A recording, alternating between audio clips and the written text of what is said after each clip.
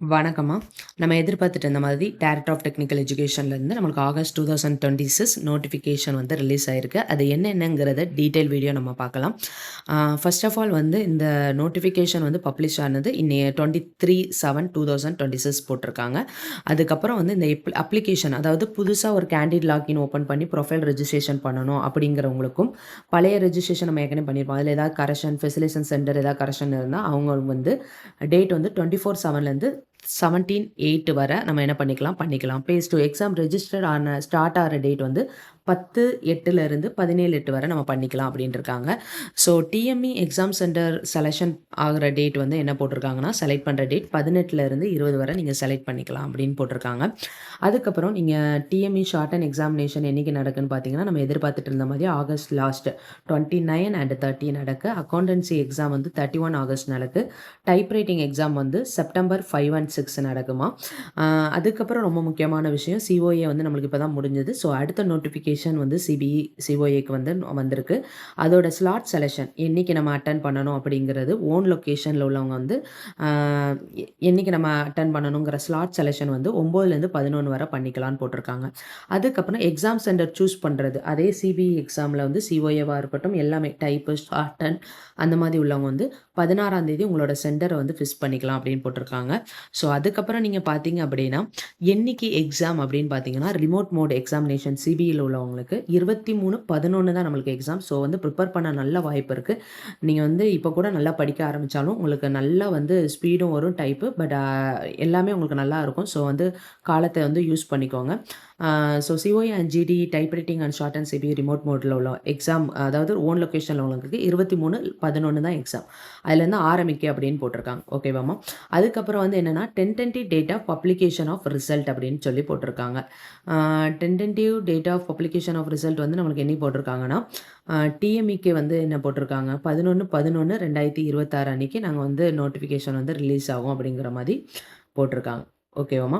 So இதெல்லாம் வந்து நீங்கள் பார்த்துக்கோங்க. இதை பார்த்து நீங்கள் கண்டிப்பாக எக்ஸாம் ப்ரிப்பரேஷன் பண்ணுறதுக்கும் உங்களுக்கு யூஸ் ஆகும். எக்ஸாம் எப்போன்னு தெரியறதுக்கு உங்களுக்கு யூஸ் ஆகும். அப்ளிகேஷன் எப்படி போடுறாங்க, என்ன ஏது அப்படிங்கிறத பார்க்கறதுக்கும் உங்களுக்கு என்ன செய்யும், ரொம்ப யூஸ்ஃபுல்லாக இருக்கும். ஓகேவாம்மா.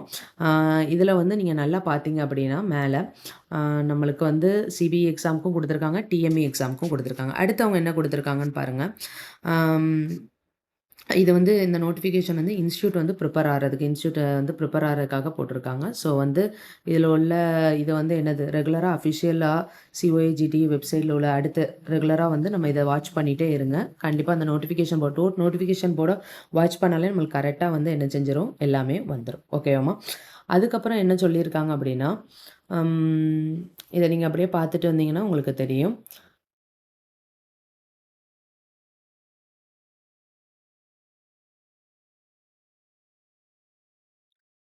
மோட் ஆஃப் எக்ஸாம் எது எதுக்கெல்லாம் சிபிஇ, டிஎம்இ இருக்குது அப்படின்னு கொடுத்துருக்காங்க.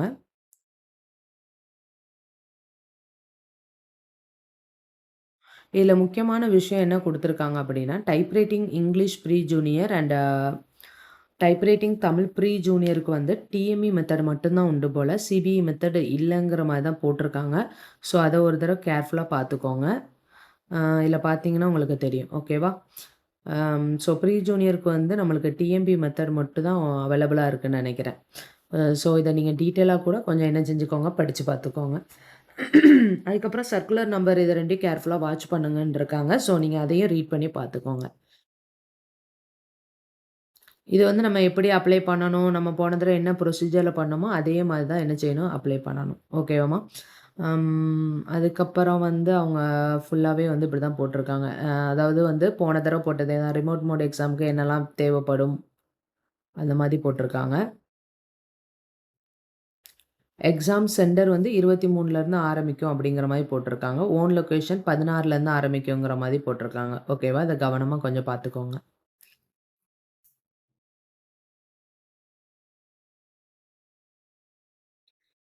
ரிமோட் மோடில் எழுதுறீங்க அப்படின்னா உங்களுக்கு என்னென்ன இதெல்லாம் தேவைப்படும் அப்படிங்கிறதும் நம்மளுக்கு போட்டிருக்காங்க. எலிஜிபிலிட்டி போட்டிருக்காங்க. ப்ரீ ஜூனியருக்கு வந்து 6th ஸ்டாண்டர்ட் பாஸ் ஆனால் போதும் அப்படின்னு சொல்லி போட்டிருக்காங்க. ஓகேவா. ஆனால் வந்து ப்ரீ ஜூனியர் ஒன்லி வந்து என்ன போட்டிருக்காங்க அப்படின்னா, நம்மளுக்கு இன்ஸ்டியூட் வழியாக தான் போக முடியும். அதுவும் மட்டும் இல்லாமல் நம்மளுக்கு வந்து டிஎம்இ மட்டும்தான் என்னது அலௌட் அப்படிங்கிற மாதிரி நம்மளுக்கு போட்டிருக்காங்க. சிஓஇக்கு 10th qualification. Junior type writing பண்ணணும் அப்படின்னா 8th ஸ்டாண்டர்ட் பாஸ் ஆயிருக்கணும். ஆனவங்க தான் ஜூனியர் கிரேட் போக முடியும் அப்படின்னு போட்டிருக்காங்க.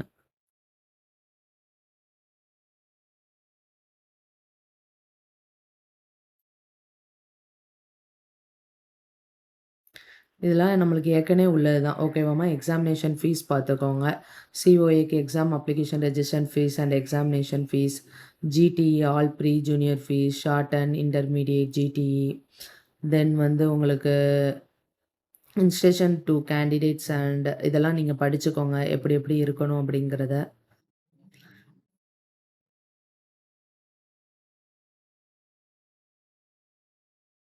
நெறைய இன்ஸ்ட்ரக்ஷன்ஸ் குடுத்துருக்காங்க. கொஞ்சம் கேர்ஃபுல்லா படிச்சுக்கோங்கம்மா. Institute and name and address குடுத்துருக்காங்க. ஃபெசிலேஷன் சென்டருக்குள்ள இடத்த குடுத்துருக்காங்க.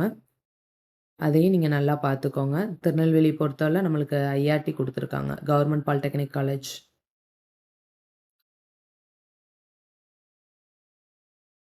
Important notice. ஓகே. சரி, ஓகேம்மா. இதோட டீட்டெயில் எக்ஸ்ப்ளனேஷன் வந்து உங்களுக்கு இன்னும் நான் தெளிவா படிக்கணும் மேம் அப்படின்னா, டெலகிராம் அண்ட் வாட்ஸ்அப் குரூப்ல இருக்கு. நீங்க போய் பார்த்துக்கலாம். Thank you ma'am.